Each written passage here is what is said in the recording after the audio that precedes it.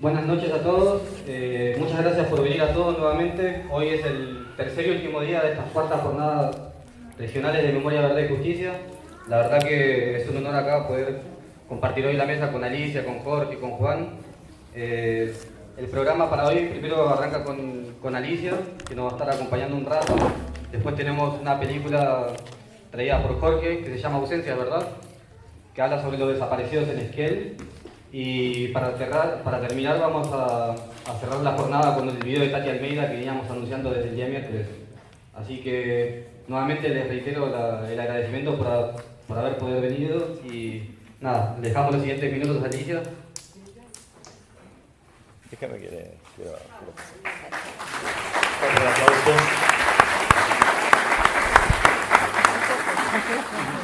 Hoy cuando Sasha Kunsabó me escribe alrededor de 3 de la tarde, más o menos, me escribe, me manda mensajes por las redes sociales, me dice: Juan, ¿podés llegar allí, estar en el momento que llegue Alicia? Y yo ya había planificado con todos mis compañeros, mis amigos que hoy están aquí presentes, que obviamente íbamos a venir a verla. Alicia no la veo hace un tiempito. Yo con Alicia tengo una amistad tan grande, ella fue mi jefa política en la Cámara de Diputados de la Nación. Allí pasamos momentos difíciles de la Argentina en los años 2000, 2001. Los peores momentos de la Argentina los pasamos allí en la Cámara de Diputados.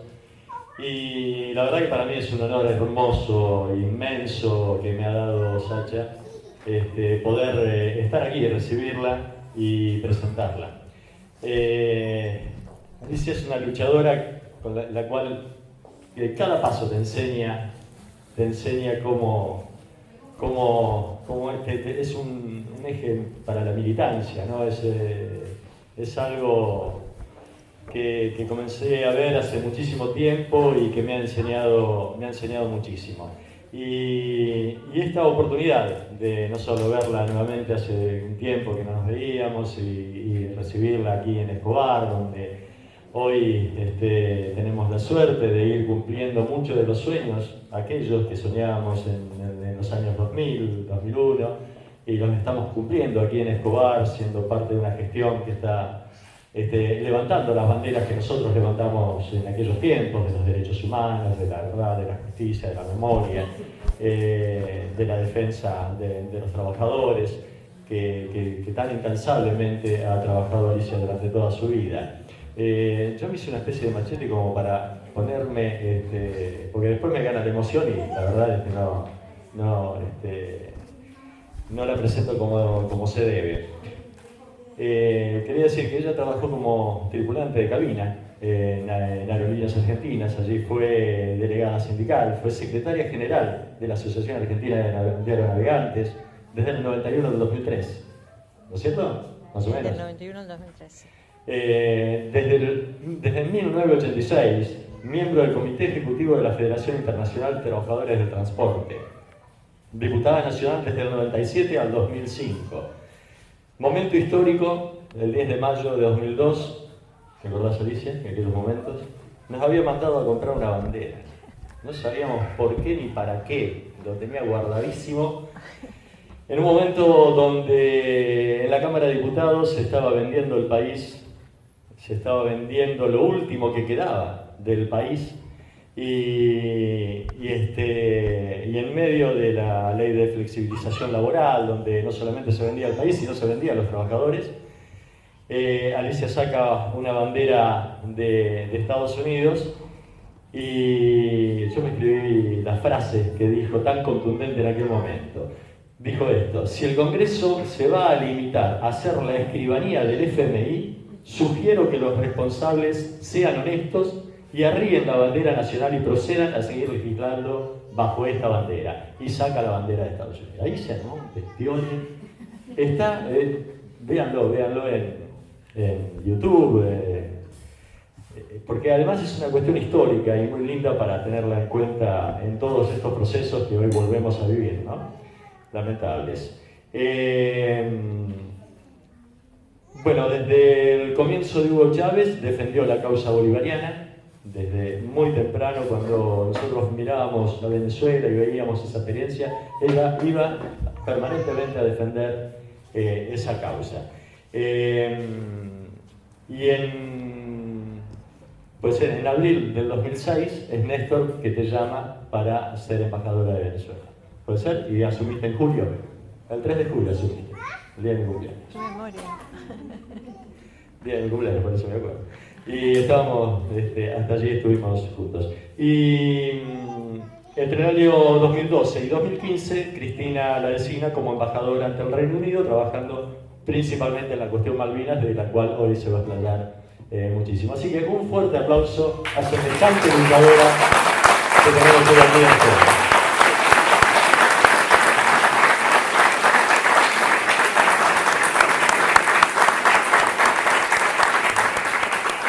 Muchísimas gracias, compañeras, compañeros, amigas, amigos, por estar esta noche, por venir a compartir un rato. Y a los niños que están deseando aplaudir, también. Muchas gracias.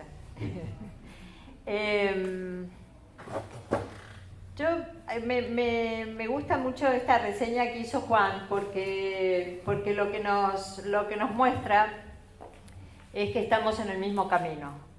Y la verdad es que lo mejor que podemos tener para mostrar, para compartir, es la coherencia, ¿no? Que hayamos estado defendiendo las mismas causas entonces y ahora, y que no nos hayan doblegado, y que no nos hayan domesticado, ni nos hayan comprado, que hayamos sido capaces de votar aún en contra de nuestro partido, como fue el caso cuando voté en contra de la reforma laboral, en fin, tener otro tipo de disciplina y otro tipo de lealtad, una lealtad que tiene que ver con los principios, con los valores, con las promesas que hacemos, que nos hacemos. Y creo que la verdad es que vale la pena. Yo muchas veces cuando veo a la gente defeccionar o los diputados que hacen cosas distintas a las que prometieron, digo, si se dieran cuenta que no es tan difícil, es difícil la primera vez, ¿no? Cuando uno tiene una reunión de bloque como aquella que pasa 4 o 5 horas donde el jefe de bloque o el jefe del partido a uno lo castiga. Y una vez que aguantó eso, que pasa el Rubicón, como en tantos otros aspectos de la vida, ¿no? Una vez que nos atrevemos a dar un paso, a ser más valientes en el trabajo, o como delegados, o en las negociaciones con los amigos, con la familia, una vez que lo hacemos una vez, vemos que vale la pena seguir. Yo esta noche me voy a referir a Malvinas, que es un tema que nos toca a todos de cerca, porque no solo porque el domingo se van a cumplir 35 años de la guerra, sino sobre todo para hablar de una historia más larga. Yo suelo tratar de salir del enclave de la guerra, que es donde nos quieren ubicar los británicos, para hablar de una historicidad larga, de una...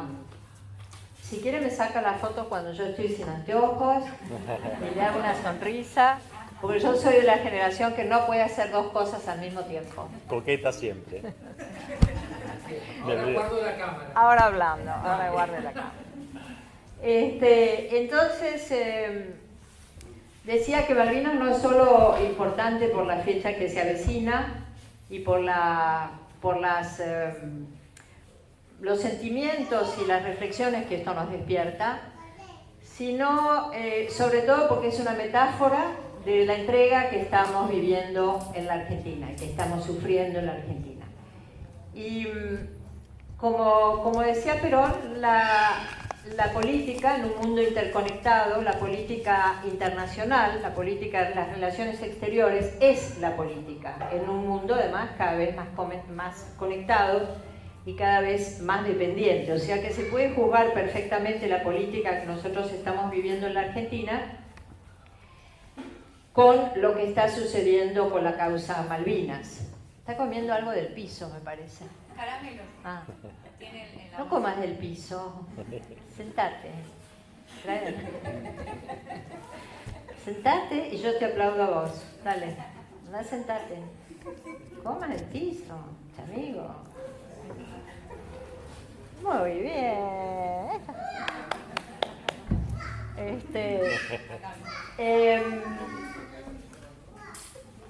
Entonces, digo, nosotros podemos recordar como en 1833 los británicos sacaron por la fuerza al Estado argentino, había muy pocos habitantes entonces en las islas. Pero ya antes, en 1740, el primer navegante que había ido por esos lares en nombre de la corona británica, Lord Anson, había divisado las islas, las llamó Pepys, y dijo: estas islas en tiempos de paz nos servirían para abastecernos de todo lo que necesitamos. En tiempos de guerra nos haría dueños de los mares, ¿no? Y esa vocación por hacerse dueños de los mares, el interés de establecerse en una posición geoestratégica en la confluencia de los dos océanos en el Atlántico Sur, es el interés prevalente del Reino Unido hoy. Eso no ha cambiado desde 1742 hasta ahora. Yo estuve en la biblioteca de Manchester viendo el libro original de Lord Anson, manuscrito por supuesto, y con dibujos hechos uno por uno, con sus mapas, y es bastante impresionante de ver cómo ese afán del imperio que trató de invadir el Río de la Plata en 1806, 1807, ahí no lo lograron y lo sacamos con aceite hirviendo desde las terrazas, pero en 1833 sí lo lograron y se instalaron en una nueva posición estratégica donde están cómodamente hasta hoy. Ahora, Malvinas, como sabemos, no es la causa de un partido político, ¿no? Es una causa nacional y es una causa regional, es una causa global.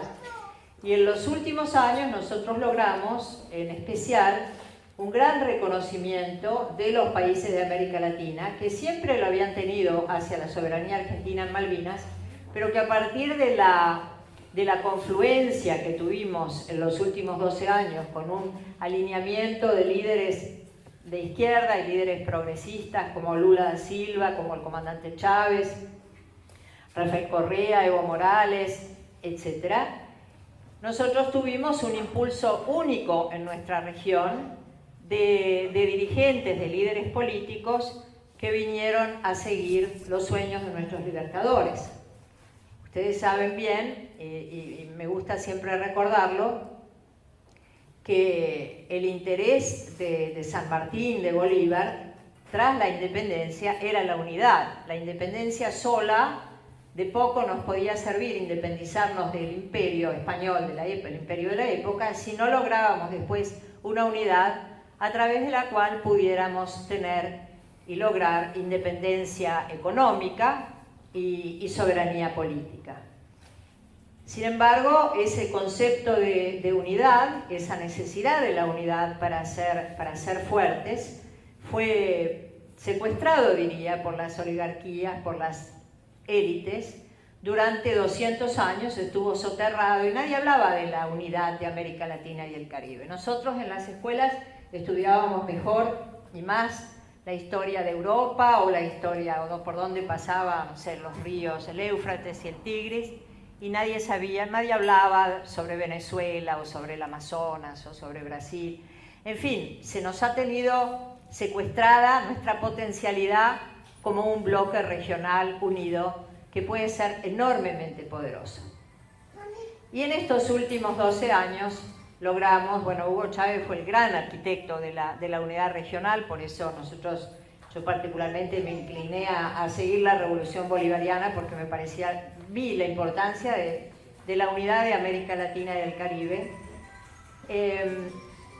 Se logró en tiempo récord, diría, en muy poco tiempo, partir de un Mercosur con Venezuela. Yo fui autora, ¿te acordás, Juan? En el 2003 de un proyecto para que Venezuela se incorporara al Mercosur.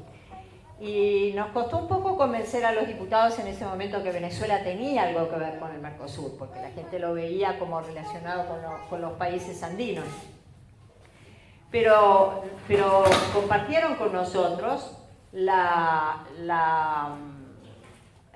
visión de la dimensión política y la dimensión energética también, y del dinamismo que le aportaría Venezuela al Mercosur. Luego, luego en el 2004 se creó UNASUR, que unos años después se consolidó, y al fin del 2011 se creó la Comunidad de Estados Latinoamericanos y Caribeños, la CELAC, de la que muy poco se habla ahora, en estos días. ¿Ustedes han oído hablar de la CELAC? ¿Todos? No, vos sí, pero qué gracioso. En estos días.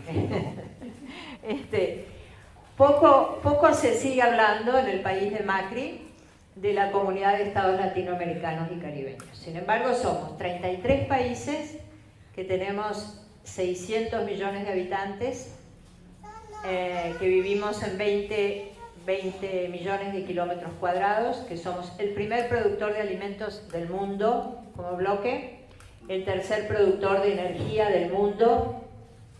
Tenemos todos los minerales y los materiales que necesitamos, tenemos la mayor biodiversidad del planeta, tenemos un tercio del agua dulce del planeta Tierra. Es decir, somos enormemente ricos y poderosos, podríamos ser muy influyentes en un mundo global como bloque para equilibrar, para evitar las hegemonías, para evitar las supremacías, para evitar el imperialismo, el colonialismo y para equilibrar en un mundo multipolar, como decía Simón Bolívar, para aportar al equilibrio y a la paz del universo.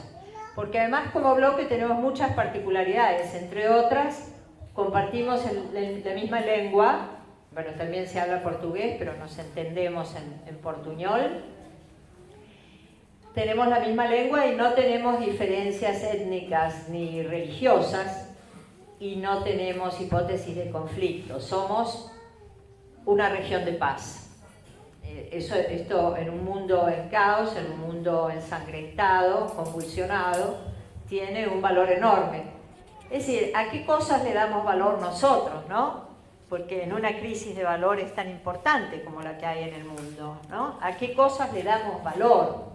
Le damos valor a que lluevan las inversiones, digamos, o le damos valor que nunca llueven, por supuesto, ni siquiera gotean, o le damos valor a una tierra de hombres y mujeres enormemente creativos que estuvieran dispuestos a forjar esa verdadera unidad y ese verdadero contrapeso y esa verdadera fuerza en un mundo multipolar, que se oponga a la guerra, que luche por la igualdad, que se oponga a la pobreza como un enemigo. Entonces, después de este tiempo que nos tocó vivir, y bueno, yo siempre agradezco a Dios y a la suerte, a los compañeros que me pusieron en lugares donde pudimos realmente protagonizar ese cambio hacia la unidad, forjar esa unidad, trabajar por esa unidad, unidad en la diversidad. Por eso es tan aleccionador ver cómo pueden convivir distintos gobiernos, uno de signo socialista, como era Cuba, y como es Cuba y Venezuela, con otros sistemas diferentes y encontrar intereses comunes y sobre todo querer forjar un destino común. Como decíamos, el destino que además soñaron nuestros libertadores, soñaba San Martín, a pesar de que el presidente Macri, el último aniversario de la independencia, el bicentenario de nuestra independencia, en la casita de Tucumán, vergonzosamente dijo que seguramente los que declararon la independencia se sentían angustiados. La verdad es que el hombre, además de cometer errores políticos, es profundamente inculto. Seamos cultos, decía Bolívar, seamos cultos, decía Fidel. Hemos sido más dominados por la ignorancia que por las armas. Hagamos un esfuerzo, compañeras y compañeros, por aprender por enseñar lo que sabemos y por aprender todo lo que no sabemos. Dediquémosle a eso todas nuestras horas, todos nuestros días, porque realmente es lo que nos hará libres contra la mentira, contra la opresión, contra las mentiras de los medios de comunicación.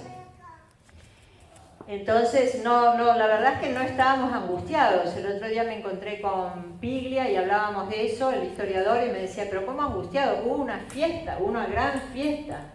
Y además, si leemos lo que decía San Martín, cómo se refería a los españoles que nos sacaban todos, los godos, los maltrataba, no eran de ningún modo el querido rey. Pero ahora estamos todo el tiempo queriendo diferentes reyes, el rey de acá, el rey de allá, el rey de España, el rey de Holanda, y muy poca mirada sobre nuestro pueblo y sobre nuestros problemas. Lamentablemente el gobierno actual le ha dado la espalda a UNASUR, le ha dado un golpe al Mercosur, porque como saben Temer, Macri y el gobierno del Paraguay, con Uruguay como furgón de cola, expulsaron a Venezuela del Mercosur. ¿Por qué? Aparte de porque ideológicamente no coinciden, porque Venezuela, así como los dos gobiernos Kirchner, el gobierno de Lula, el gobierno de Dilma, se oponían a acuerdos de libre comercio con la Unión Europea, negativos para nuestra región, porque la Unión Europea es profundamente proteccionista, protege sus industrias agroalimentarias, y sin embargo pretende que se abra nuestra industria, y estos acuerdos son en realidad acuerdos de protección para los grandes empresarios europeos que además quieren imponer sus patentes y sus servicios. O sea, son acuerdos que pueden ser muy negativos para nuestra industria y por lo tanto muy negativos para nuestro empleo.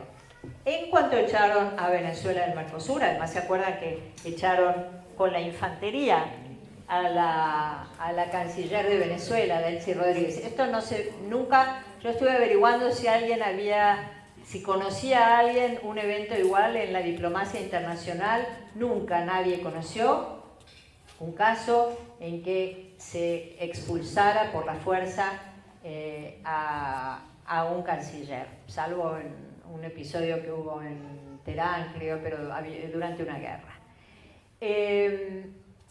De modo que esta expulsión, este verdadero golpe supranacional, tiene que ver con este interés de hacer acuerdos de libre comercio. Como ustedes recordarán, nosotros hace 10 años derrotamos el ALCA, al carajo le gustaba decir a Chávez con esa expresividad florida y caribeña, ¿no? Al carajo. Y la verdad es que tampoco fue fácil. Nosotros estábamos allí en Mar del Plata y no se sabía bien hasta último momento si todos iban a poner todas las fichas en rechazar ese acuerdo de libre comercio con los Estados Unidos, que al igual que este acuerdo con la Unión Europea que están planificando ahora, iba a dejar a la Argentina en el papel de proveedor de recursos naturales, proveedor de materias primas sin trabajar, para que se elaboren en el norte y nos la vuelvan a vender a nosotros.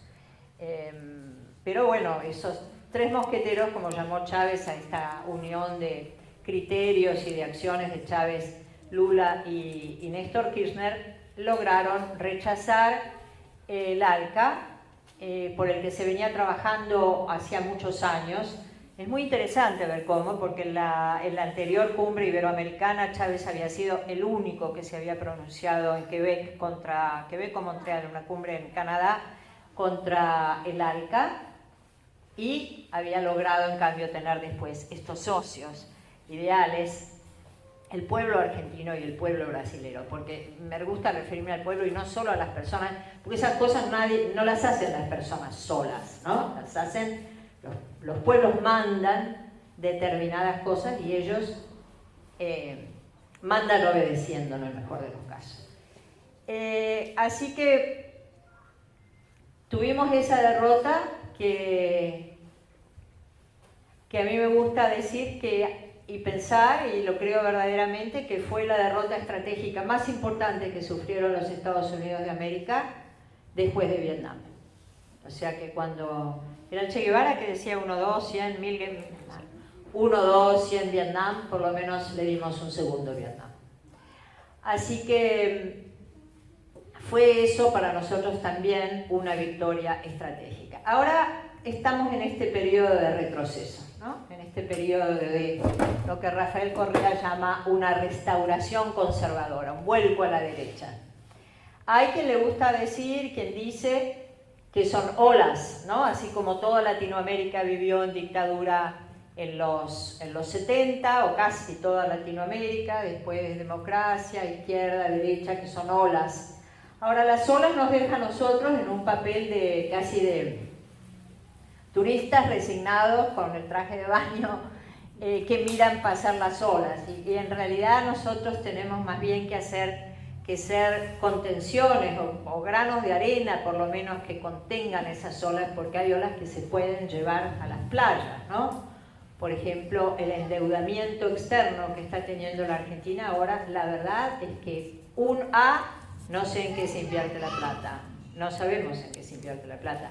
Ayer encontré a Feletti en la movilización y le pregunté, ¿a dónde está la plata? Y me dijo, se la llevan,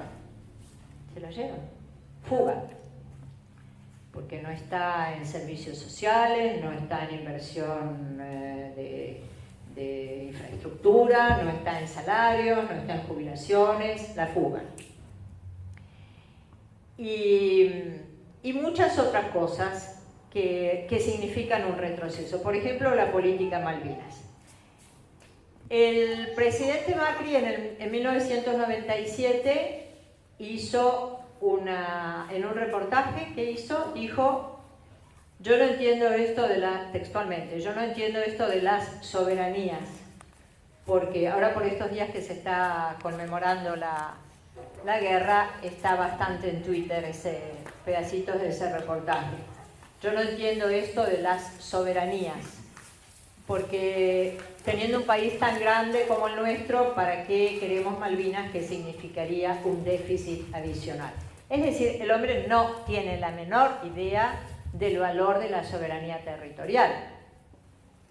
Ahora, que yo lo decía como el presidente de un club de fútbol no era dañino, pero como jefe de Estado es absolutamente inadmisible, porque nosotros tenemos ya desde 1965 una resolución en las Naciones Unidas que fue un gran éxito de la diplomacia argentina bajo un gobierno radical, el gobierno de Ilia, que convenció a todos los Estados miembros de las Naciones Unidas de que existía y dio los argumentos certeros para demostrar que las Malvinas son argentinas desde nuestro punto de vista. Los británicos trataron de demostrar que son un territorio de ultramar británico, y la comunidad de naciones reconoció que hay una controversia de soberanía sobre las Islas Malvinas que debe resolverse en forma pacífica y diplomática a través de la negociación. Eso fue en 1965, hubieron negociaciones entre... ¿Estoy muy aburrida que se va la gente o es la hora de comer? Hubieron negociaciones entre 1966 y 1982, la guerra. La Argentina construyó una pista de aterrizaje, mandaba aviones de LADE, mandó maestras argentinas a las islas. No sé si hay algún memorioso que se acuerda de eso. Y luego llegó la guerra, que en realidad la guerra fue claramente el intento de la dictadura cívico-militar por mantenerse en el poder. Ayer en la marcha de la CTA, acompañada también por un sector importante de la CGT, el Barba Gutiérrez recordaba la movilización que hubo el 30 de marzo justamente en Plaza de Mayo, donde Paz, Pan y Trabajo, donde murieron creo que un par de compañeros, y 2 días después, el 2 de abril, eso fue el 30 de marzo, el 2 de abril salió Galtieri a la plaza para anunciar que iríamos a recuperar las Malvinas. Claramente fue un intento por mantenerse en el poder, así como Margaret Thatcher, la primera ministra británica, que estaba perdiendo la posibilidad de reelegir, hubiera podido evitar la guerra, pero no la quiso evitar porque ganando la guerra, como previsiblemente la iba a ganar, iba a asegurarse un segundo mandato. Fue desastroso para los británicos, especialmente para los sindicatos y los trabajadores. De modo que después los británicos usan esta guerra como excusa para no seguir negociando con la Argentina. Entonces mi trabajo en el Reino Unido como embajadora fue tratar de difundir la idea de que la Argentina no representa ningún peligro para el Reino Unido ni para los habitantes de las Islas Malvinas. La controversia no es con los habitantes de las Islas Malvinas, la controversia es territorial. Ellos pueden seguir siendo británicos si lo desean, pero el territorio en el que habitan no lo es. Nosotros hemos tenido muy buenas experiencias en el Reino Unido, muy buenas experiencias de agenda positiva.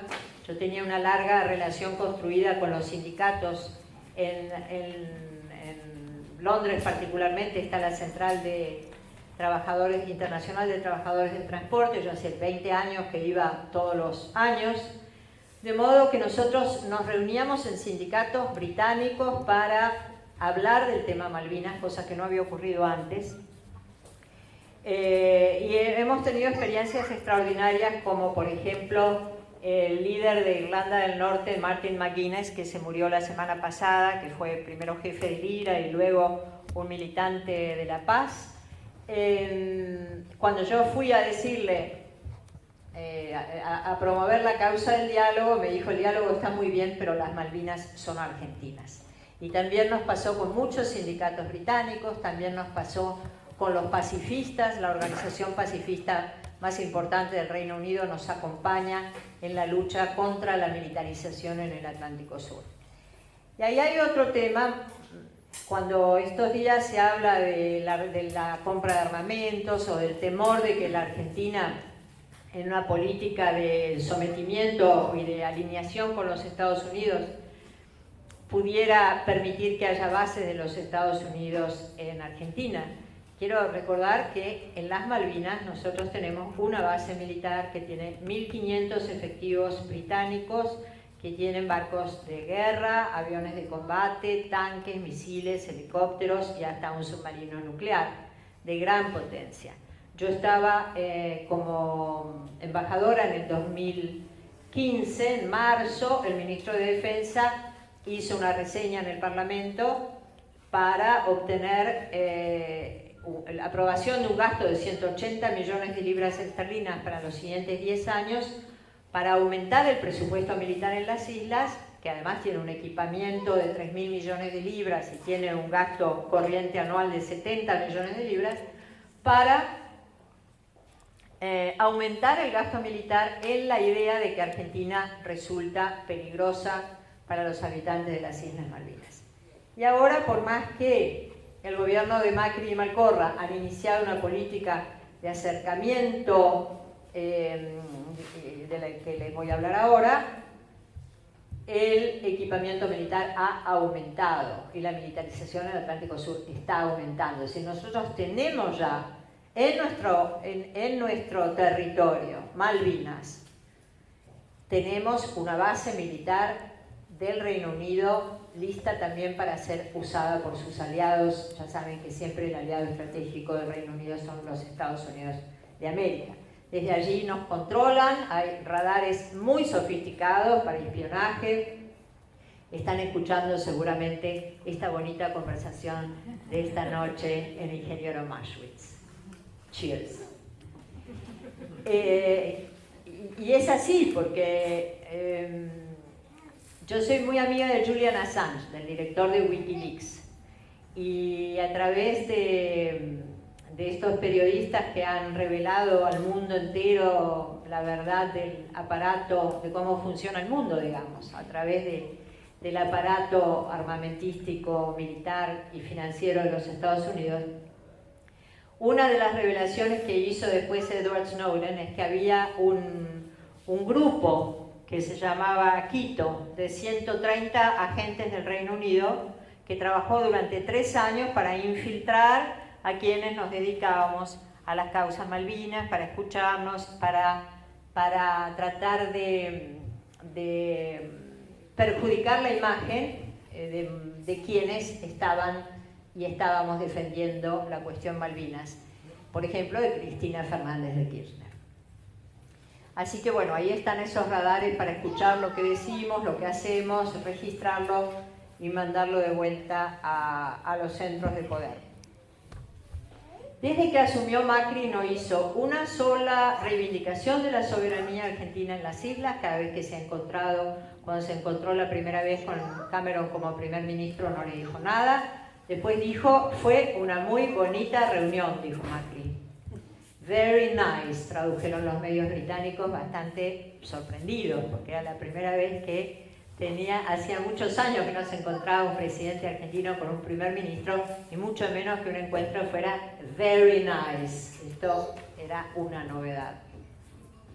Terminó ese encuentro, inmediatamente la Cancillería británica hizo su aclaración de que sí, el encuentro había sido muy bonito, pero las Malvinas son británicas. En cambio, la Cancillería argentina no dijo absolutamente nada.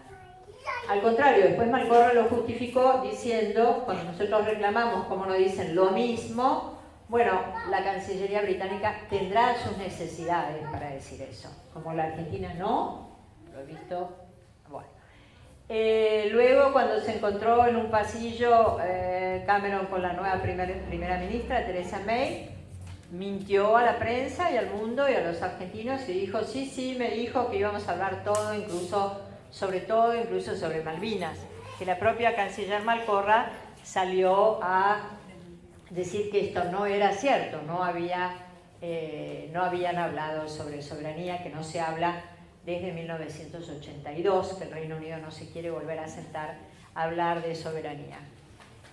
Y lo peor de todo ha sido que el 13 de septiembre del 2016 la Cancillería argentina firmó un acuerdo con la Cancillería británica donde se compromete a remover todos los obstáculos que hacen al crecimiento económico y al desarrollo sustentable de las islas, en lo que hace a hidrocarburos, a pesca y a navegación.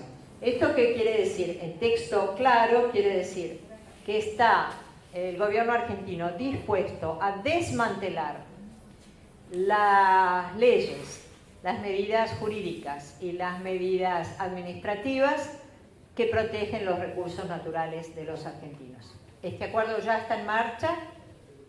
Nosotros hemos hecho un manifiesto para rechazar el acuerdo, que están invitados a firmarlo esta noche. Si lo firman, por favor pongan el nombre al lado, no hace falta el documento, pero sí el nombre. Ha sido firmado por Pérez Esquivel y por diputados, senadores, personalidades de la cultura y personas, ciudadanos, ciudadanas. Hay más, tiene más de 1.200 firmas.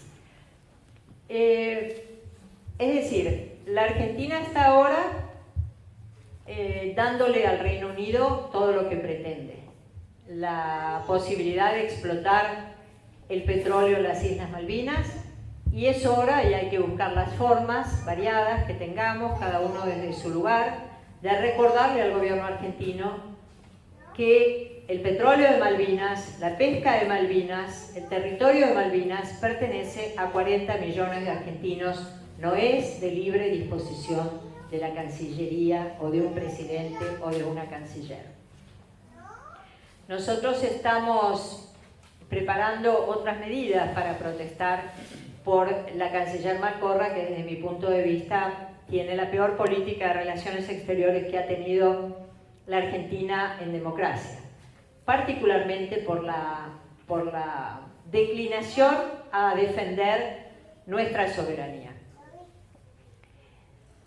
Cuando fue Malcorra al Congreso, que la llamó, mandó pedir que fuera el diputado Carmona, que antes presidía la Comisión de Relaciones Exteriores, ahora es el vicepresidente. Fue primero el vicecanciller, después fue Malcorra al Senado. Dijo claramente, lo dijo, todavía no está perfeccionado el acuerdo, vamos a venir al Congreso a tratar de cambiar las leyes. Es decir, van a tratar de cambiar las leyes de hidrocarburos, que la ley de hidrocarburos y una ley modificatoria del año 2013 ponen sanciones penales a quienes exploten petróleo en las Islas Malvinas. Y esto es muy serio, no es una cosa que, digamos, que no nos toca o que viene de lejos, o que nos toca de lejos. Se trata, o sea, las Islas Malvinas exportaron a la Unión Europea por valor de 198 millones de euros en el año 2016. Esos 198 millones de euros nosotros nos gustaría tenerlos para pagarles a los maestros, por ejemplo, para pagarles a los jubilados los 9.500, los 9.000 y pico, 9.000 y pico.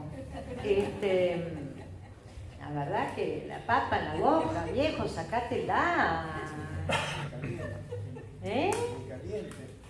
Papa caliente, porque no tiene la más idea de lo que le preguntan. Le dicen, ¿cuánto gana un jubilado? Y además Mirta, que es amiga, ¿no? ¿Cuánto gana? Imagínate si se lo pregunta Silvestre, qué sé yo. ¿Cuánto gana un jubilado? ¿Cuál es la jubilación mínima? 9.000 y pico. 9.000 y pico. 9.000 y pico. ¿Qué? ¿Qué?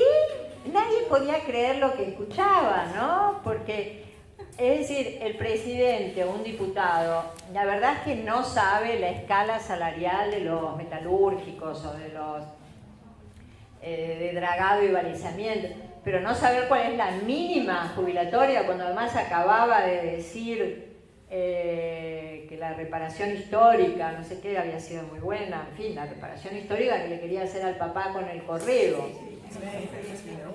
Pero, y después le preguntaron cuánto pedían los maestros y tampoco sabía, o sea, un conflicto que los ha puesto, que ellos definen casi como una guerra, y sin embargo no tienen idea lo que están pidiendo los maestros. Es decir, se trata, me parece a mí, de un gobierno que además de que tiene una política económica que va directo al fracaso y que es la misma política económica de la dictadura militar, se trata de un gobierno de una profunda insensibilidad, ¿no? Y esto creo que nos impresiona mucho a todos, ¿no? Son profundamente insensibles, ¿no? Y con respecto a Malvinas también, porque me parece que la idea de pasar por encima de todos los argentinos para decirle a los británicos, bueno, sí, vamos, esto que está firmado en el acuerdo, remover los obstáculos somos nosotros, los obstáculos son las leyes.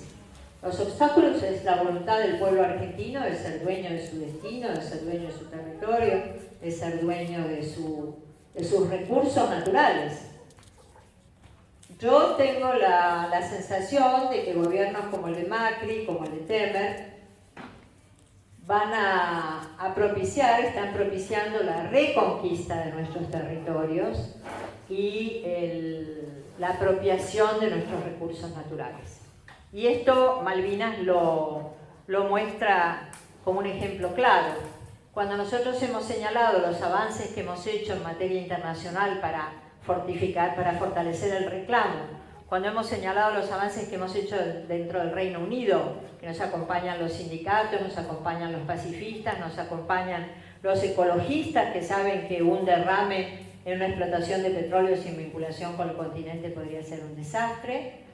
Nos acompaña el líder del Partido Laborista, Jeremy Corbyn, es parte del Grupo Pro Diálogo Malvinas, es decir, hemos avanzado con consenso para el diálogo dentro del Reino Unido.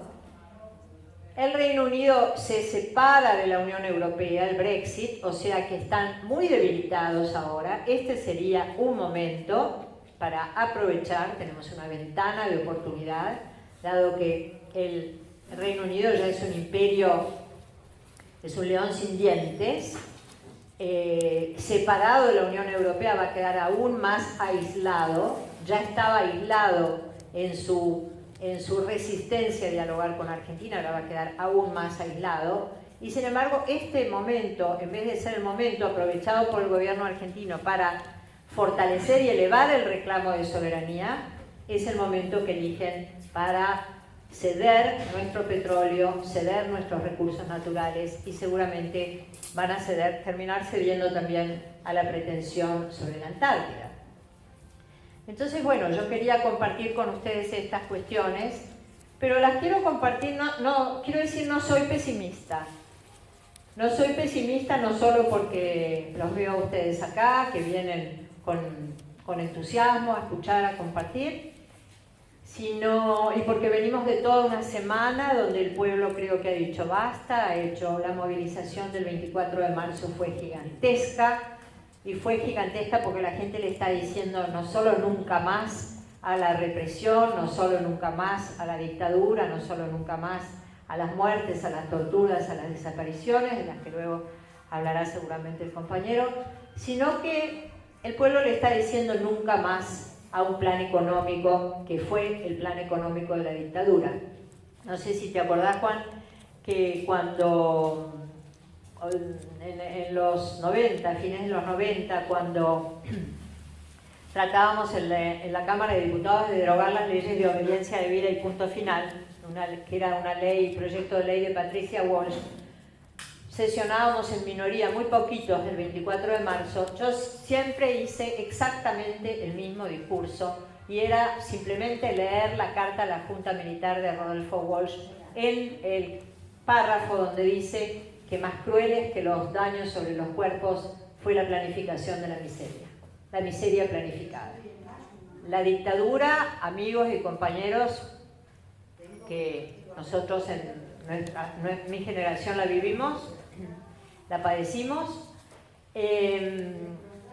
no fue un grupo de sádicos que se dedicaban a torturar porque sí, aunque también lo eran.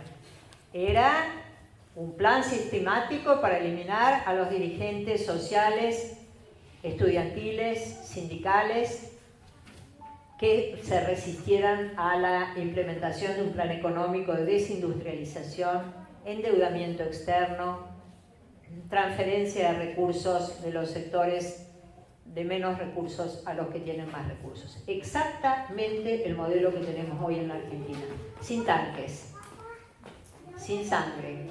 Sin sangre no sé, porque la violencia, anoche atacaron un comedor escolar, eso, la verdad es que cuando uno se pregunta cómo empiezan las dictaduras, empiezan así, ¿no? O bueno, es muy impactante. Ayer había pasado una serie de... Las declaraciones para aclarar los hechos es peor. De Kravitz, ¿no? Sí. ¿Qué dijo? Que no era gas pimienta, sino gas lacrimógeno. Claro. Bonito Kravitz, ¿no? Qué rico. Pasó del Frente para la Victoria al masismo, y del masismo al macrismo, y del macrismo al gas lacrimógeno. Primo de Bullrich, quizá. Ah, el primo de Bullrich. Bueno, probablemente. pero en todo caso, ¿qué explicaron? ¿Por qué se metieron con violencia en un comedor escolar? No, digamos, fui leyendo, digamos, las explicaciones en Facebook y una era esa, otra era, no me puedo acordar el nombre de quien declaró, pero decían que persiguiendo sospechosos, que ¿no? ellos En un comedor. Una nueva mentira. no necesitan comedores, que si los negros quieren comer ellos le van a dar comida. ¿Negros? Sí. Digo, Kravitz. No sé quién lo dijo, lo leí así en distintos... Lo tuyo es el Twitter. Y iban diciendo eso. ¿Qué? Las declaraciones ¿Cómo? eran espantosas. ¿Qué querés ir? Yo no fui. Yo no fui. ¿Vos no fuiste? No, por supuesto no fue. Yo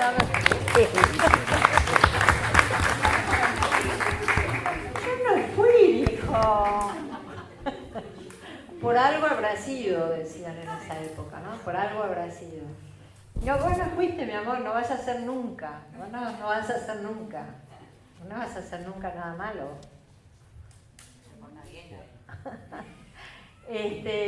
Varias cosas pasaron ayer al mismo tiempo, ¿no? También detuvieron a un tipo que vendía no sé qué cosa en el subte. O sea, La policía está cada vez más violenta, piden los documentos de nuevo. Los chicos que se llevaron esposados, que una vecina intervino y terminó en Horita Cortiñas yendo a pelear para que la sacaran. Un chico de 16 años, ¿no? Y la semana pasada un chico de 13 años. En fin, lo que nos permite reconfortarnos es que la población está respondiendo, porque en aquella época, bueno, antes de que sea demasiado tarde hay que responder a cada una de esas cosas y cada uno de esos gestos y cada uno de esos actos de violencia. Pero bueno, les decía que soy optimista porque me parece que el pueblo está activo, que está en la calle. Es bueno que se hayan unido las dos CTA y también sectores de la CGT, la Corriente Federal, esta nueva agrupación que se llama Ubaldini. Me parece que se acabó la resignación, que se acabó la paciencia. Me parece que queda claro que no somos destituyentes, que estamos exigiendo nuestros derechos, que estamos exigiendo que no se rematen nuestros recursos naturales. Y bueno, soy optimista porque pienso compartir muchas noches con amigas y amigos como ustedes y porque sé que aquí no se rinde nadie.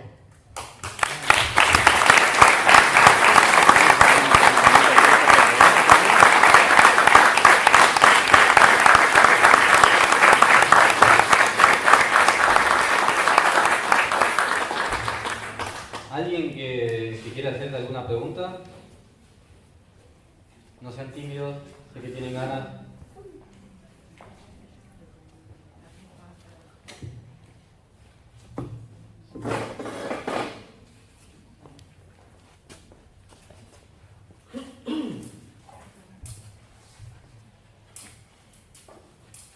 Buenas, ¿qué tal? Quería tocar un tema, sí, ha estado hablando de lo que sería la policía y el manejo actualmente de cómo están actuando violentamente. Yo quería saber qué piensa, por ejemplo, en el caso de que la policía sí tome algún acto de conciencia contra jóvenes, no sé, menores, por ejemplo, que roben. Un ejemplo de escuelas de acá de Garín, sí, tengo un poco de vergüenza. Roban a los profesores, rompen los autos, ha habido casos muy malos, inclusive de los padres, sí, y nadie hace nada. ¿Cuál es la pregunta? ¿Cuál es la pregunta? ¿Qué es lo que piensa frente a estos casos? Si hay que hacer algo, ¿tienen que actuar o no tienen que actuar? Si hay un delito, la policía tiene que actuar dentro de la ley. Justamente, porque como se decía, sí, estaba comentando que se recurre mucho a la violencia y demás, pero... Sí, pero... ¿Qué te aprendiste? ¿Te ha aprendido? Sí. Sí, bueno, la policía tiene que actuar dentro de la ley. Eso quiere decir sin violencia, sin sangre, dentro de la ley. Tiene que empezar a hacerle preguntas a una persona que detengan después de haberle leído sus derechos y después que tenga un abogado al lado. Si una persona está detenida, tiene que tener derecho a llamar a su familia y a llamar a su abogado. Nadie le puede poner un dedo encima, mucho menos balas de goma o apalearlo, pegarle. Y luego tiene que actuar la ley. Y si vos hablas de jóvenes por la idea de bajar la imputabilidad, por bajar la edad de imputabilidad, está científicamente demostrado que subir las penas no reduce la criminalidad. O sea, vos podés tratar de encarcelar chicos de 13 años, y no te va a servir para combatir el delito ni el crimen. Lo que tenés que hacer es darles educación y darles de comer. Mucha falta de cultura. ¿De quién es la responsabilidad de la educación, de la alimentación, del techo, etcétera? ¿De quién es la responsabilidad? ¿Del joven que no tiene con qué comer o del Estado? Hay que tenerlo bien claro eso, porque el derecho a la educación, el derecho a la salud, el derecho a un techo digno, el derecho a un trabajo son derechos inalienables que están en el artículo 14 bis de la Constitución Nacional. O sea, si el Estado está faltando, es el Estado el que falta. Esto no significa que no se aplique la ley, pero me da la sensación por el tono de tu pregunta que vos estabas pidiendo mano dura.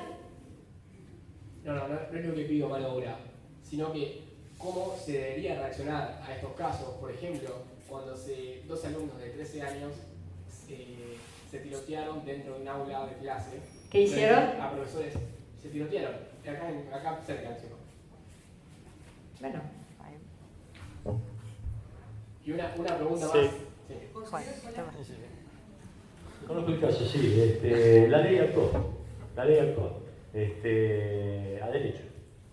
Y como bien dice Alicia, tiene que ver con el respeto fundamental a las leyes, a todo.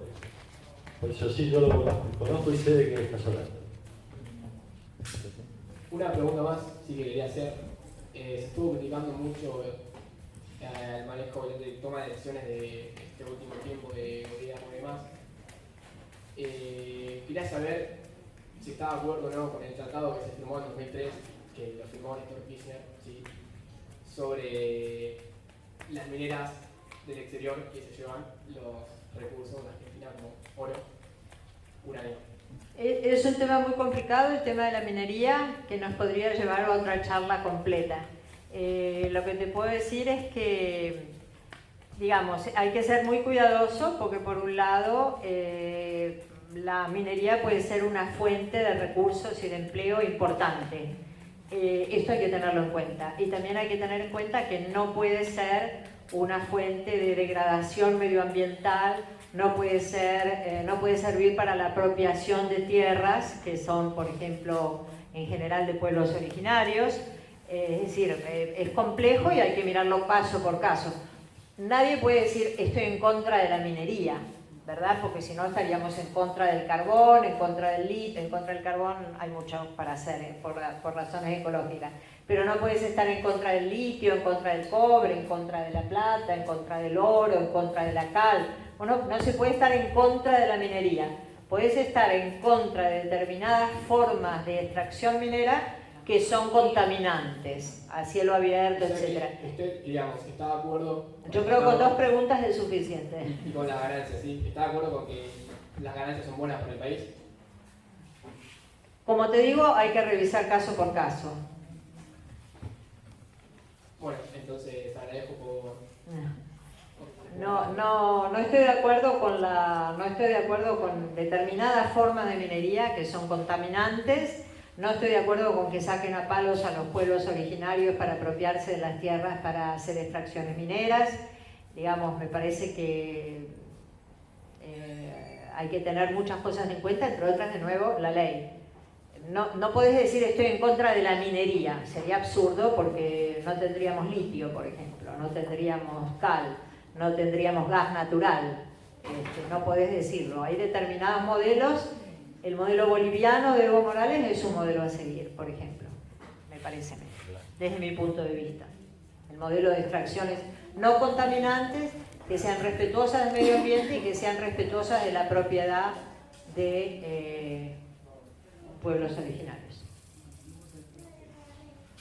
Buenas noches, Alicia. Buenas noches. Yo quiero volver al punto de las restricciones de la policía, ¿no? Con un caso personal mío. Yo tengo una casa en el sur, entonces cuando una vez por mes o 2 veces por mes me voy de Mayo y hasta Carué, paso por Pigüé y llego a Carué. Pasar por Pigüé significa 1 o 2 detenciones de la policía. Llegar a Carué también, por más que yo haya nacido ahí. De repente se está endureciendo mucho eso y a veces son detenciones un poco traumáticas. Hasta que a los documentos piden antecedentes, que esto que el otro, por lo general me detienen y se dan cuenta que ya soy una persona mayor cuando me tengo encima. Es algo que se está viendo mucho hace 2 años esto, más o menos, que era el tema que estábamos hablando recién, ¿no? Eso era lo que quería comentar, que justamente hay muchas detenciones ahora y mucho de interrogatorios y uno ni siquiera sabe dónde viene el capotazo, ¿no? ¿Cuál es la pregunta? No, es un No, comentario. era un comentario nomás, porque justamente Sí, bueno. el comentario A mí me parece señales de alerta, ¿no?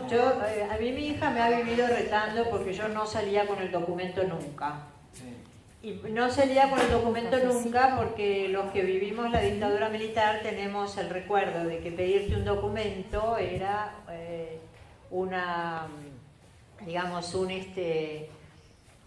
un principio de control, de represión, etc. Así que fui muy feliz todos los años que podía salir sin documentos, ¿no?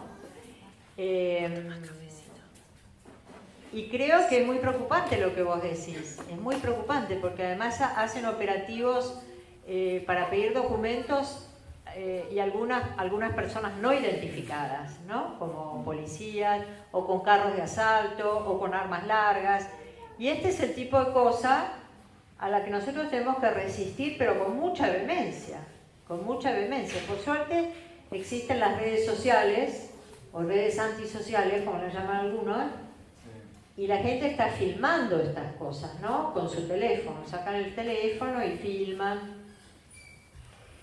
Pero bueno, creo que hay que fortalecer las redes y la militancia como para evitar estos factores que son factores de amedrentamiento de la sociedad.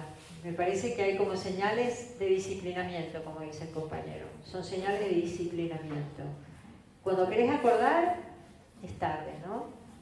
Imagínate además para un gobierno que piensa lo que dijo Esteban Bullrich, por ejemplo, en la casa de Ana Frank. Yo no sé si ustedes lo leyeron, o sea, qué brutos son, Dios mío, de la vida. Cuando dijo, es la culpa de el problema de una dirigencia que no supo unirse. Que no supo unir al pueblo por la paz. ¿A qué se refería? ¿Unirse dónde? ¿En las cámaras de gas? ¿Unir que los nazis entre sí? ¿Los judíos con los nazis? ¿Qué quiso decir? ¡Qué brutos son! Pero claro, yo pensé que eran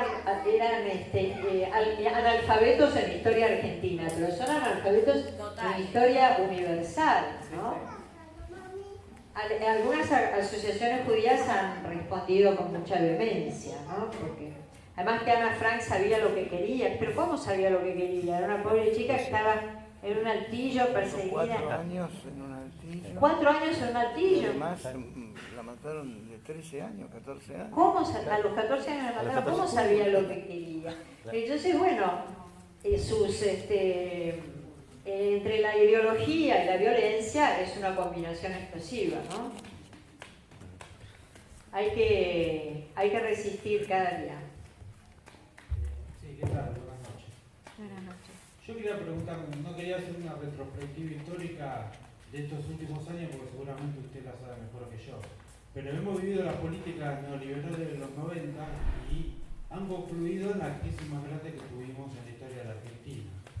Después ha venido el populismo, o hemos sufrido el populismo, como dijo el señor presidente, estos 12 años, 13 años, y hemos de vuelta tenido un viraje hacia la derecha, y sobre todo a nivel regional, no solamente a nivel, inclusive hasta mundial, si lo queremos tomar a Trump.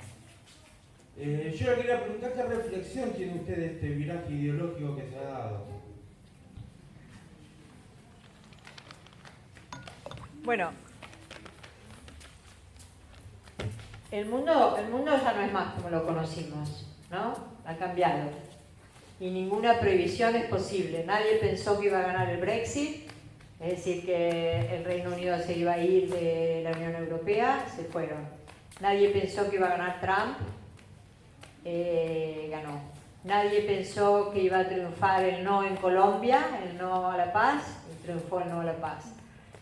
Es decir, las encuestas no sirven más porque la comunicación ha variado completamente, la comunicación es líquida, como dicen algunos sociólogos, y las formas de reacción de la gente, pero yo creo que la reacción de la gente, sobre todo en el caso del Brexit y en el caso de Colombia es otra historia, es Uribe, pero el caso de Brexit y el caso de Trump tiene que ver con que la gente no ve los beneficios de la globalización, no se ven, y no ven los beneficios en su propia casa, en su propio trabajo, en su propia vida. Entonces, están un poco cansados de una globalización que no ha servido para traer mayores beneficios. Yo no voy a estar de acuerdo contigo en que Trump sea más de derecha que Obama y Hillary Clinton. No, yo no dije eso. No, vos dijiste mirar que la derecha por Trump. Sí, Trump es dentro de su partido lo más de derecha que puede llegar a ver. Sí, pero cuidado con eso, porque mirá, Hillary Clinton, que parece tan civilizada, tan bien vestida, tan elegante, tan feminista, es una criminal de guerra. Fue una precursora en la guerra del Medio Oriente. Fue la precursora, una de las principales. Libia es todo de ella. Libia es todo de ella. Y yo recomiendo siempre un video que le tomaron los trabajadores de la cadena CBS cuando mataron a Gaddafi, que es espeluznante. Y alguien le pregunta, ¿y cómo lograron? ¿Cómo mataron a Gaddafi? Y ella dice, vimos y se murió, y se muere de risa. We came, we saw, he died. Ja, ja, ja, ja, ja. Destruyeron Libia. Te puede gustar o no gustar Gaddafi, pero Gaddafi controlaba las 43 tribus que había ahí y se arreglaban entre ellos. A los Estados Unidos quisieron quedarse con el oro, quisieron quedarse con el petróleo, quisieron quedarse con el dinero de Gaddafi. Destruyeron Libia. Las vidas que ha costado no sé cuántos millones de personas, las guerras de Afganistán, de Siria, de Libia, de Irak y ahora Yemen. Y todas han sido armadas por Hillary Clinton, por Reagan, Obama y Clinton. La mayor venta de armas de la historia de su país la hizo Hillary Clinton. Entonces Trump no competía con una gente demócrata, con una gente civilizada, con una gente pacifista. Competía con criminales de guerra, lobos vestidos de cordero. Y Trump es un lobo vestido de lobo, ¿no? Cuando yo digo estas cosas, sobre todo cuando lo dije en el periodo de elecciones, yo suelo decir cosas que no son las que la gente quiere oír necesariamente, pero creo que uno tiene que decir lo que piensa, o lo que sabe, o lo que cree, y hacer lo que dice.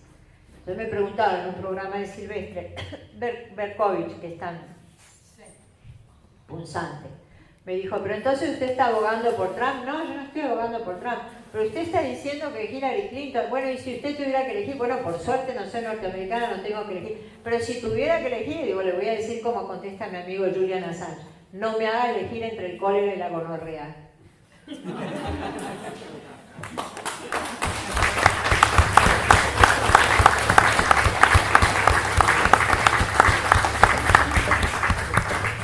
Bueno, Alicia... No, pero una perdón. Quería hacerle una pregunta, no estoy muy al tanto. ¿Qué poder tiene la Gendarmería si es capaz de hacer controles igual que la policía? De eso no estoy muy al tanto porque en 197, donde vivimos con Gael, los gendarmes... Vos sos... los gendarmes estuvieron pidiendo documentación a la gente porque Barrios de Pie hacen muchas movilizaciones, casi todos los viernes cortan la Panamericana y entonces siempre pasa algo y están todos ahí pidiendo documentación y eso, y la verdad es que nunca lo había visto. Ya está.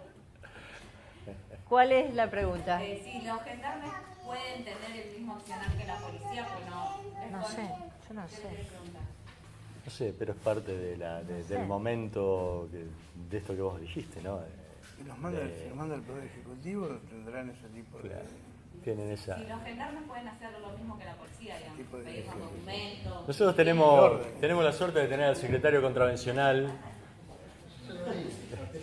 Bueno, que contesten. Secretario, ¿tienen los gendarmes potestad de pedir documentación? Depende si el operativo está organizado, consensuado y está asentado en los libros que se va a hacer un operativo determinado, sí. Si no, en forma individual, no. Perfecto. Es decir, el operativo tiene que estar registrado sí o sí. ¿En dónde? Es decir, tiene que haber, ya sea por el Ministerio del Interior o el Ministerio de Seguridad de la provincia, tienen que decir, tal día, a tal hora se va a realizar un operativo de seguridad en tal lugar. Cuando está registrado de esa forma, tienen la facultad de pedir la documentación. Ahora, caminando por la calle, el gendarme solo, pedirte la documentación, no. ¿Y en ese caso qué tiene que hacer el ciudadano? Y si hubiese un pedido de documentación, mira, si uno quisiera no mostrársela, está dentro de su derecho también. Podría no hacerlo. Salvo, a ver, obviamente en un acto que pudiera ser hostil. Ahora, si es un flagrante delito, no. Es decir, cuando hay un delito que se está cometiendo, la fuerza de seguridad puede accionar. Pero si no, no. Bueno, aprovecho que tengo el micrófono para hacerle una pregunta. No lo iba a hacer, pero voy a aprovechar. ¿Cuál es la pregunta? Hizo un raconto histórico muy interesante. Yo sabía así lo de 1833, no tenía conocimiento de lo que vivió usted en Inglaterra, en los libros, esa primera visita que tuvieron de las Malvinas. Ahora, los ingleses, que nunca dan puntadas sin hilo, creo que también están mirando inclusive más abajo. Antártida. Es decir, en la Antártida. Sí. Claro. Por eso creo que ellos no quieren de ninguna manera perder la potestad sobre las Malvinas. Ahora la pregunta es, yo recién firmé lo que está dando, lo que usted dijo con respecto a los hidrocarburos y al convenio que se está firmando. ¿Eso también tendría injerencia sobre lo que es la Antártida? Sí, bueno, hay muchos materiales ahí. Hay minerales en el fondo del mar muy valiosos.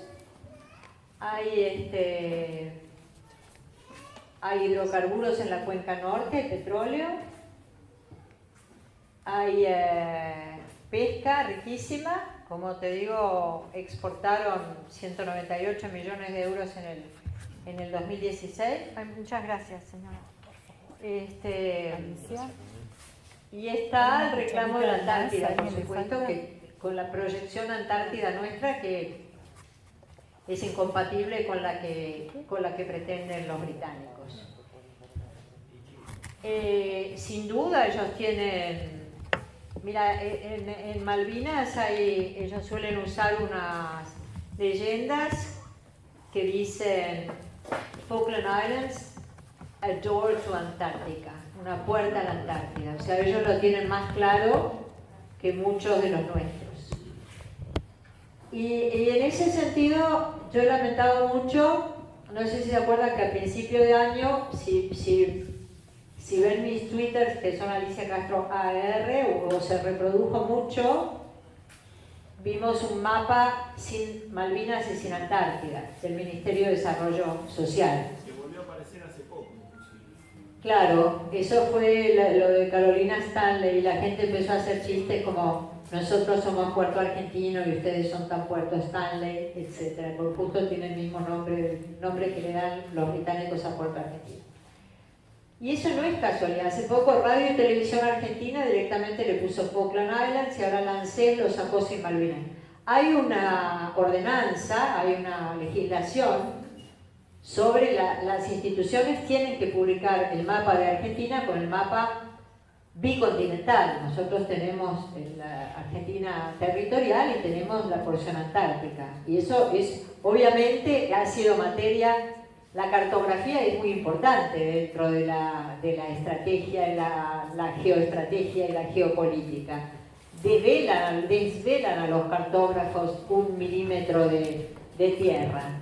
Bueno, el gobierno argentino directamente no publica la Antártida, con lo cual cada vez tenemos menos conciencia de que nosotros tenemos una porción de territorio antártico. Y por supuesto es muy, muy importante en materia de provisión de minerales, en materia de provisión de de minerales valiosos en materia de agua y en materia de científica, ¿no? Que son proyectos también como el de Pampa Azul, etcétera, que se vienen abandonando. Así que sí, los británicos tienen mucha conciencia de la importancia de la Antártida, y en la Argentina esa conciencia, como toda la conciencia histórica nuestra, se está evaneciendo. Es como si no tuviéramos historia, ¿no? Esto que parece que no fuera importante, que lo sacan a Juan Manuel de Rosas, a Eva Perón y a no sé quién más sacaron de los billetes, y hay un jaguar, una lechuza, qué sé yo, un gato.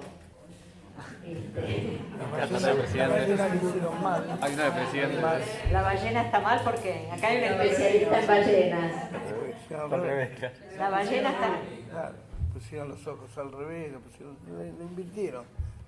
Una ballena invertida. La ballena invertida. Todo eso es un proceso profundamente ahistórico el que estamos viviendo, ¿no? Bueno, lo de la casita de Tucumán, de estar angustiados, cuando es una fiesta era la angustia. No me acuerdo qué otros datos, pero hay muchos de cómo están intentando borrar la historia, ¿no? Bueno, con la dictadura, ¿no? El negacionismo no solo del número de detenidos desaparecidos, sino también la negación de que fue un plan sistemático, o sea, cosas que nosotros ya teníamos establecidas en los juicios. Piden memoria completa, dice el compañero, etc. Entonces, sí, lo de la Antártida es muy importante, muy, muy importante. Así como nosotros, digamos, las Malvinas se nos instalaron porque en los colegios lo hacíamos en mi época con una cosa que se llamaba Simulcop. ¿Hay alguien de la época del Simulcop acá? 2, 3, somos 4. Vos no tenías Simulcop, vos le llegaste, lo compraste en San Telmo. Nosotros teníamos el Simulcop y le dábamos a las Malvinas. Después yo cuando era diputada me acuerdo que mi hija se reía muchísimo porque en las hojas borrador de diputados decía las Islas Malvinas, Sandwich del Sur y Georgia del Sur son Argentina. En el papel borrador, ¿no? Porque es hacer doctrina. En cambio ahora te aparecen tranquilamente en un mapa como Falkland Islands, cosa que jamás harían los británicos. Nunca los británicos te van a publicar eso diciendo Islas Malvinas. Yo cuando lograba que me pusieran Malvinas en un título del diario pegaba unos saltos de alegría, sí, porque ya el nombre tiene que ver con la cosa, como el nombre de la rosa. En el nombre de la rosa está la rosa. Bueno, más. Ahora, dale. ¿Usted cree que esto son errores o realmente está direccionado que sea de esa forma y tratar de culturalmente eliminarlas? ¿Si son qué? Si es un error. No. O sea, están dirigidas culturalmente a eliminarlas. No tengo duda, porque además veo, por ejemplo, cómo trabajan los británicos con ese mismo tema. Además, si vos mirás un poco el significado de la cartografía, te das cuenta que siempre ha tenido que ver muchísimo con la historia y con la política y con la geopolítica, ¿no? Por eso se ha invertido tanto, por eso los imperios han invertido tanto en sus cartógrafos, porque depende quién la anota, depende quién la registra. Yo, por ejemplo, cuando vivía en Londres, traté de empezar a una precaria colección de mapas antiguos porque son muy caros. Pero entonces me empecé a obsesionar para encontrar aquellos mapas antiguos que decían Il Malouine, porque los primeros que la llamaron Malouine fueron los franceses. Y después un día me pasó una cosa extraordinaria. Nosotros hicimos un pequeño tiraje de este libro, Diálogos por Malvinas, bilingüe, para darle sobre todo a los parlamentarios. Se lo mandamos a todos los diputados y a los lords de la casa de House of Lords. Y uno me contestó Lord Falkland. Y Lord Falkland me contestó una cosa que solamente pueden hacer los ingleses. Estimada, su excelencia, Acá la tengo. Tan bonito. Lo tengo en mi caja fuerte. Su Excelencia, 25 de marzo del 2013. Muchas gracias por su carta indicando las intenciones de su gobierno con respecto a su política sobre las Islas Malvinas. Estoy completamente de acuerdo con lo que dice. El tipo se llama Falkland, ¿eh? Si de algo vale. La conexión histórica de mi familia con las islas en el siglo XVII es curiosa y muy poco conocida o entendida aquí en Gran Bretaña. Mi antepasado tuvo un papel decisivo en la elaboración de un consorcio de inversionistas para tratar de recuperar valiosos restos de naufragios en la costa suroriental de América del Sur. Esto parece haber sido un esfuerzo semioficial a través de su alto cargo como primer lord del almirantazgo y tesorero de la Armada. Las islas que no tenían nombre fueron entonces llamadas Islas Falkland por el líder de la expedición y creo que comenzaron a aparecer como tales en las cartas de navegación marítima. Casi como un acto de piratería, me atrevo a sugerir. Dice el antepasado, el descendiente. Recuerdo haber hablado sobre esto con mi viejo amigo Juan Fleming cuando estuvo aquí como encargado de negocios. Personalmente tengo la mayor consideración para con Argentina y junto con muchos otros la esperanza de alcanzar finalmente una solución pacífica. La saluda muy atentamente Lucius Falkland. La importancia de los nombres y los mapas, ¿no? Sí, sí. Yo siempre quería ir con él. Lo empezamos a invitar mucho, yo lo mostraba mucho. Las fiestas y todo, me gustaba mucho que llegara la gente y yo le presentaba Lord Falkland. La gente decía, ¿qué? Entonces lo empezamos a llamar Lord Malvinas. Y yo siempre quería ir con él, pero no se prestó. Siempre quería ir con él a una fiesta de Pascua en el Lord Mayor de la City de Londres.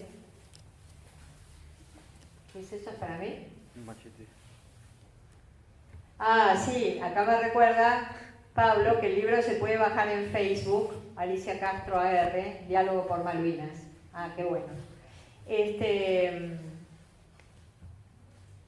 Hay una fiesta en el Lord Mayor de la City de Londres que uno llega y es como en las películas con bastonero, ¿no? Y te anuncian fulano de tal y fulano de tal. Yo siempre lo invitaba a que me acompañara, yo podía llevar uno, y siempre lo invitaba a que me acompañara para que el bastonero dijera The Ambassador of Argentina, Lord Falkland.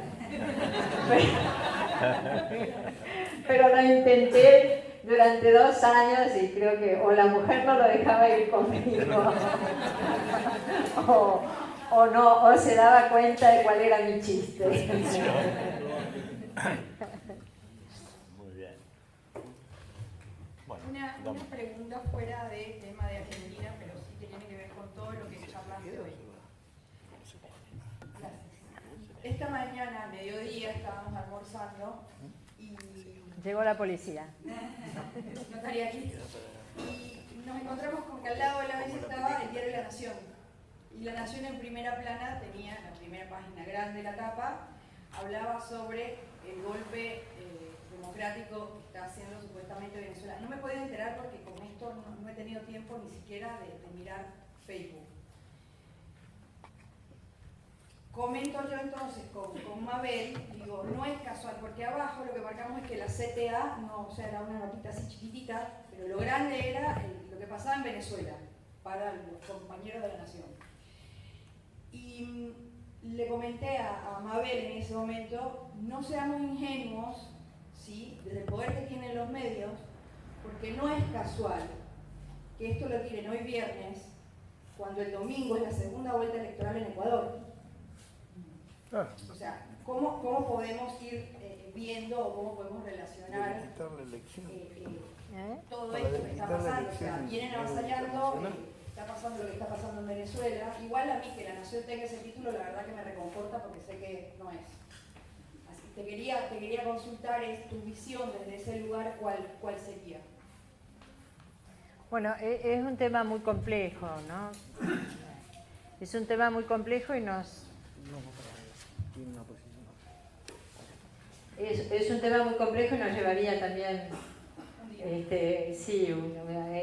Venezuela tiene 5 poderes y el Tribunal Supremo de Justicia forma parte de un poder que tiene control constitucional sobre el Parlamento, o sea, no se puede juzgar lo que sucede ahí desde el mismo punto de vista que juzgamos lo que sucede acá con 3 poderes.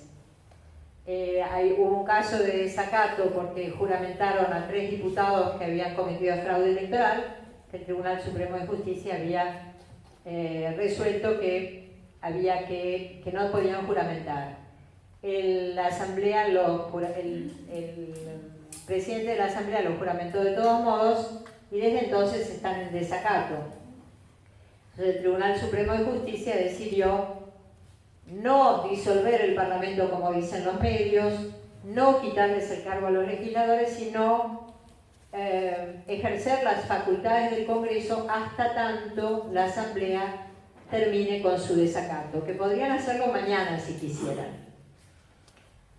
Ahora, si los medios hacen maniobras para afectar la elección en Ecuador, sí, por supuesto. No sé si es exactamente. También lo podrían haber pensado los venezolanos y hacerlo 3 días después, ¿no? Sí. pero bueno, o antes. Pero no lo sé, la verdad. Nosotros hemos perdido la batalla mediática. Nosotros la hemos perdido. Hace falta una revolución comunicacional. Cuando hubieron gobiernos progresistas en el poder, con muchos recursos, Chávez, 2 gobiernos Kirchner, no logramos hacer estructuras que la derecha tiene muy cimentadas. Una, los medios de comunicación. O sea, ¿por qué razón no instalamos medios tan poderosos como los que ellos han construido? Bueno, hay varias explicaciones. Hay las 6.000 emisoras y consorcios de televisión y de medios más poderosos de la Tierra están en manos de 6 corporaciones. Es decir, ya hablar de medios concentrados no es concentrados, es, digamos, una corporación de derecha que difunde contenidos en el planeta Tierra. ¿Cómo contrarrestar eso? Bueno, eso es objeto de un debate que tiene que ser muy profundo. Nosotros hemos sido muy perezosos. La derecha tiene tanques de pensamiento súper eficaces, think tanks, consolidados, donde se encierran en cuevas, en montañas, en playas, donde sea, los días que sea necesario hasta hacer estrategias de comunicación. Nosotros hacemos eso. Ni siquiera lo hacemos para las campañas electorales. Vos lo sabés, Juan, ni siquiera lo hacemos para las campañas electorales. Las campañas electorales nuestras dan pena. Ahora, ellos hacen otra cosa que a nosotros nos repugna, que es mentir, ¿no? Ahora, ¿cómo actuamos cómo hacemos que la verdad, o por lo menos que nuestra verdad, sea tan atractiva como las mentiras que ellos emiten? Una de las cosas que yo creo que hay que apoyar y que no veo nunca es una actividad suficientemente fuerte, es con respecto a quienes han revelado los secretos del Departamento de Estado. Me refiero a Julian Assange, Edward Snowden, Chelsea Manning, que fue su presunto informador. No veo que nosotros estemos, que los tengamos en nuestro santuario. El mío personal está, o sea, yo creo que Julian Assange es un héroe, creo que Edward Snowden es un héroe. Y Cristina Fernández de Kirchner es la única jefa de Estado que visitó a Edward Snowden en Rusia, la única. Dicen que ni Putin lo ha visto, eso yo no me lo creo. Putin lo tiene en Rusia, me imagino que lo ha visto, ¿no? Si Putin es como el que vemos en House of Cards, que es igualito, ¿no? Me parece que lo tiene que haber visto a Snowden, pero dicen que no. Cristina tuvo las agallas, por no decir ovarios, de ir a visitar a Snowden. Muy consciente de la importancia que tienen estas personas. Métanse, si les gusta Twitter y Facebook, métanse en Wikileaks, métanse en Snowden, métanse en Glenn Greenwald, que es otro que suele difundir lo de Snowden. Lo que te dicen todo cómo funciona el mundo. Julian, a diferencia de los otros, publica todo lo que tiene. Snowden publica lo que a él le parece y por eso siempre hay un debate ahí. Por eso cuando dijeron que Julian le arruinó la campaña a Hillary Clinton cuando publicó todos los mails de Hillary Clinton, es cierto que le arruinó la campaña, pero eso no es culpa de Julian, es culpa de Hillary Clinton, que tenía cosas tan horribles que ocultar, como que había armado a la monarquía saudí para que armara a ISIS, o sea, al extremismo islámico, lo armó los Estados Unidos. Entonces esas cosas que no se saben, hay estas personas. Ahora, por ejemplo, el candidato a presidente de Ecuador de derecha hace campaña contra Julian Assange. Y a mí me impresiona mucho eso, ¿no? Porque cómo una persona puede tener éxito haciendo campaña contra la verdad. Hay una crisis de valores muy fuerte, ¿no? Una crisis de valores muy profunda. ¿Cómo ganó Macri? Para mí es un misterio. Seguramente nosotros cometimos muchos errores, ¿no? A mí me gusta mucho la autocrítica. Juan, que me conoce, lo sabe. Primero, autocrítica. Yo cuando era secretaria general del sindicato los torturaba. Teníamos una reunión de consejo directivo por semana y lo primero que venía era qué hicimos mal. ¿Qué hicimos mal nosotros? Eso es lo primero que hay que revisar. Es científico. ¿Qué hicimos mal nosotros? Porque si no reconoces que hiciste cosas mal, no lo vas a hacer mejor. ¿Qué hicimos mal? ¿O qué podríamos haber hecho mejor, digamos, para no ser tan flagelantes? ¿Qué podríamos haber hecho mejor nosotros? Seguramente nosotros podríamos haber hecho mejor muchas cosas para que nos ganara las elecciones semejante personaje, ¿no? Ahora, ¿qué campaña? ¿Qué eficacia de campaña? Y repitiendo cuatro boludeces, la verdad. Unión de los argentinos, lucha contra el narcotráfico, pobreza cero. ¿Quién le creía a una persona que la familia entró a la dictadura militar con 7 empresas, salió con 47, estatizaron la deuda privada de los Macri sobre la espalda de todos los argentinos, fue un contrabandista cuando era dueño de CBL, en el 97 decía que no conocía la soberanía, no sabe hablar uniendo sujeto, verbo y predicado, porque sujeto, verbo y predicado no es. Entonces, ¿cómo puede ser que sea el presidente de esta patria, que fue una vanguardia, que es el único país de América Latina que tiene 5 premios Nobel, todos salidos de la escuela pública, el Papa ha salido de la escuela pública? ¿Cómo tenemos un presidente que puede decir qué horror caer en la escuela pública? O sea, ¿qué hemos hecho? ¿Qué hemos hecho? Entonces, digo, la derecha tiene herramientas de comunicación y de mentira, ¿no? Porque los bolsos de López era un cretino y merece estar preso seguramente. Y el que lo coimió a López también. No hay duda sobre eso. No voy a defender a José López, que ha hecho mucho daño. Ahora, López. Y cada vez que a mí me llama un periodista de derecha y yo le contesto sobre cualquier otra cosa, yo digo, qué raro que me llame fulano, pero después digo, en algún momento me va a preguntar por López. Y yo a veces me adelanto. Si usted me va a decir que algo de López, yo le digo, tiene que ir en cana. Porque es como si era el único tema, ¿no? Sí. Entonces, tienen una eficacia mediática y de comunicación que nosotros no tenemos. ¿Con qué tiene que ver con eso? Con la ignorancia.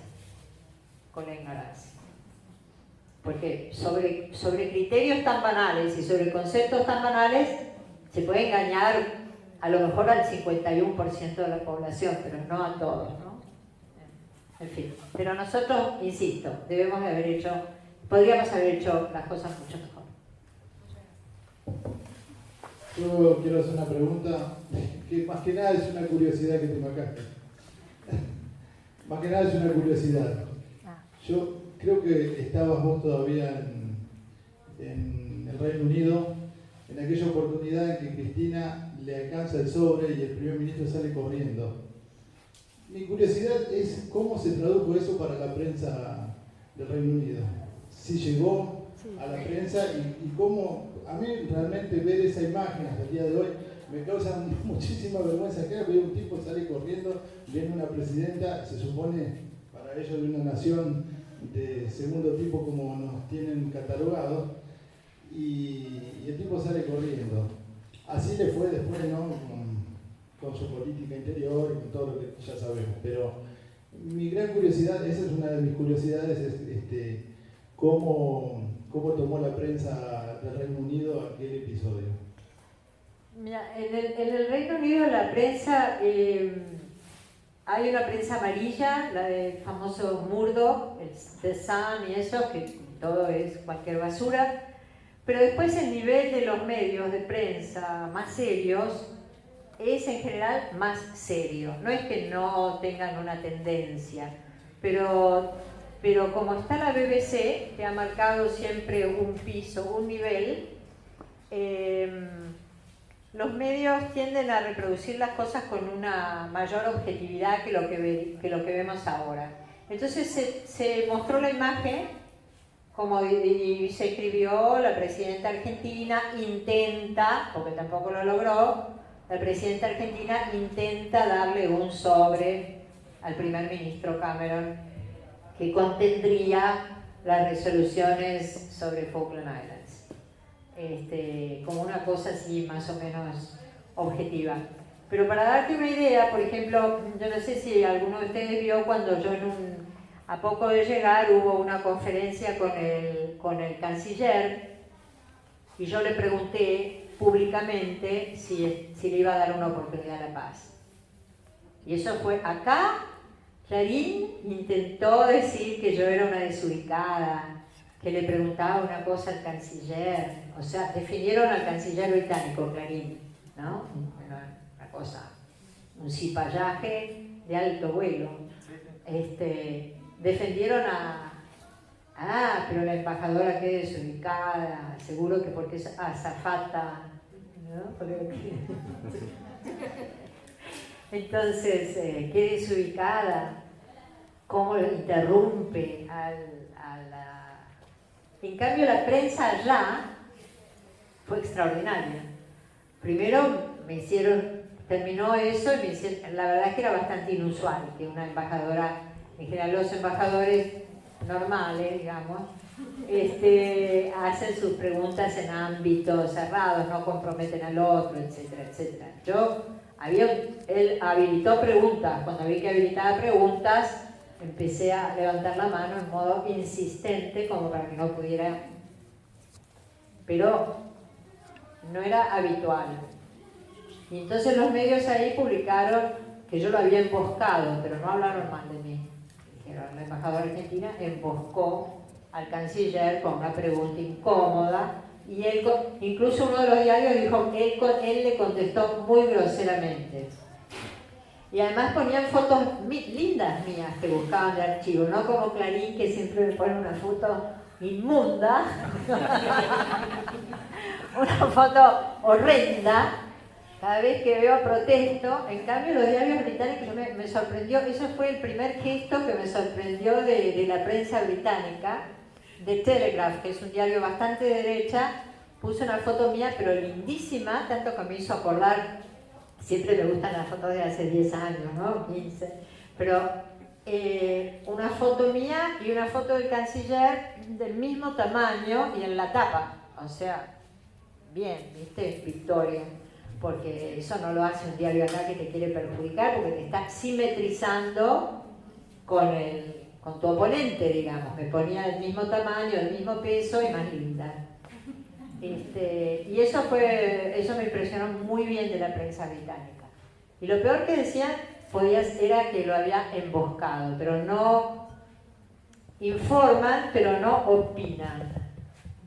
No opinan, no decían si esto era bueno o si era malo. El embajador argentino lo emboscó, cosa que ambushed en inglés, que era bastante correcto. Y sobre Cristina también, la presidenta argentina intentó, en el momento que intenta darle un sobre que el primer ministro no recibió y que contendría documentos sobre Falkland Islands, pero sin juicio de valor. Acá enseguida Clarini nació, qué sé yo, Cristina era un mamarracho, yo soy la azafata desubicada, en fin. Bueno, ya que está, hago una segunda pregunta, que tiene que ver con lo mismo. Bueno, recién hablamos de los mapas y quiero recordar algo que no pase de largo, que recomiendo a quien haya leído a Galeano. Eduardo Galeano habla sobre los mapas y dice que el mundo no es como nos muestran los mapas, que en realidad hay países que son más chicos, pero que los hacen aparecer más grandes para que nos demuestren el poder que tienen. Pasa con las grandes potencias. Bueno, era nada más un comentario. Y la segunda pregunta tiene que ver con eso mismo. Así como la prensa británica se maneja de una manera, el pueblo del Reino Unido, ¿qué piensa sobre nosotros y sobre Malvinas? Pablo, ¿por qué no buscas la cita de Galeano? Es muy bonita la cita porque dice: nos hacen sentir pequeños, nos ven pequeños. Los excombatientes del CECIM siempre ponen esa frase, porque además en el planiferio verdaderamente América del Sur aparece más pequeña de lo que es, ¿no? Y Europa aparece del mismo tamaño que nosotros, en fin. Y Galeano dice eso: nos muestran pequeños, nos hacen sentir pequeños, no sé qué, y esto que vos mencionabas. Y la pregunta es: ¿cuál es cómo nos ven? Bueno, de muchos modos. Hay cama acá porque me hacen unas preguntas como para que me quede a dormir. Pero de muchos modos diferentes nos ven. El Reino Unido tiene algunas cosas en común con nosotros. Nosotros tenemos cosas en común con ellos. Nosotros somos probablemente el país más anglófilo de América Latina. Nosotros jugamos todos los deportes de ellos: el fútbol, el rugby, el polo. Cuando yo le entregué las credenciales a la reina, porque la reina es la jefa del Estado, la reina, le entregué las credenciales, la reina me dijo que el marido, cuando venía a jugar al polo, veía que la gente era muy simpática en Argentina. My husband Philip, when he went to Argentina to play polo, aunque no hablen inglés, los vio muy simpáticos. Yo le dije: nosotros hablamos, es el país de América Latina que tuvo las primeras escuelas inglesas, de habla inglesa, es el país de América Latina que tiene la mayor comunidad británica fuera de Escocia, de Gales, de Irlanda. Tenemos un asentamiento de galeses en la Patagonia desde hace 150 años, que es el único asentamiento galés del mundo que logró mantener su idioma. Todo eso ellos lo valoran mucho, aparte del vino y de los deportes y del remo y de todo eso. No se sienten hostiles hacia nosotros ni sienten que nosotros seamos hostiles hacia ellos. Tienen una relación muy fluida, tienen 26 jugadores de fútbol argentino, etc. No son nunca hostiles hacia nosotros. La guerra es un episodio que obviamente nos divide, pero para ellos Malvinas no significa lo mismo que para nosotros. Hay gente que no sabe ni dónde queda. La mayoría de los británicos se enteraron en 1982, no tenían la menor idea de dónde quedaban. Y no existe una enemistad, digamos, declarada que te la manifiesten en ningún momento, ¿no? Tampoco nosotros. Acá hay una gran comunidad de descendientes de británicos y hay barrios enteros que parecen ingleses: Banfield, Temperley, etc. las casas, toda la arquitectura británica tiene mucho que ver con la arquitectura cuando vinieron a construir el ferrocarril, etc. O sea que hay un ambiente que yo creo que es favorable y nosotros lo logramos, digamos. Imagínate que si Lucio Falkland te escribe esta carta, se puede trabajar, hay que trabajar, ¿no? Pero se puede trabajar, es muy difícil que te digan, además los británicos son brutales en la guerra, pero en la conversación son simpáticos, son amables, son muy amables. Entonces siempre cualquier conversación empieza con let's agree to disagree. Acordemos no acordar. Podemos acordar no acordar. Entonces discutís tranquilamente. Yo, por ejemplo, he hecho debates en universidades con embajadores británicos que estuvieron en Argentina. Yo digo, Malvinas es esto, el tipo dice Malvinas es lo otro, nosotros tenemos los derechos por tal cosa, nosotros tenemos los derechos por tal otra. Yo ya sé lo que el tipo me va a contestar, yo le refuto, trato de ganar el debate y nos sonreímos los dos y nos damos la mano y nos sacamos fotos. O sea que otra mentira de este gobierno es que hacer este acuerdo va a mejorar las relaciones. Nosotros teníamos un diálogo fluido, lo que no teníamos era ni obsecuencia ni ganas de cederles el petróleo. Pero agenda positiva teníamos y no hay por qué no tenerla, ¿no? Bueno, terminamos.